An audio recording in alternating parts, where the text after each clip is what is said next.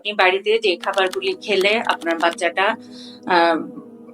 ঠোঁট কাটা, তালু কাটা, তার মাথা ঠিক মতো হওয়া, মাথা থাকে না অনেক সময়, সেটারে হচ্ছে আমরা অ্যানেনকেফালি বলি, মাথা ছোট হয় সেটার আমরা মাইক্রোকেফালি বলি।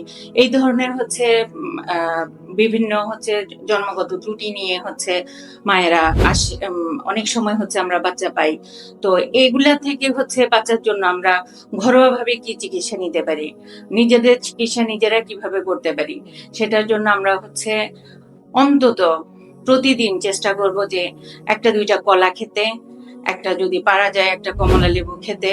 পালং শাক হচ্ছে আল্লাহর দেয়া একটা নিয়ামত, যেটাতে হচ্ছে আয়রন, ক্যালসিয়াম, ফলিক অ্যাসিড ভর্তি থাকে। যেমন আমরা বাঁধাকপি খেতে পারি, পুঁই শাক খেতে পারি। এগুলি প্রতিদিনের খাবারের সাথে আমাদেরকে রাখতে হবে, তাহলে আমাদের এই বাচ্চাদের এই প্রবলেমগুলো হবে না।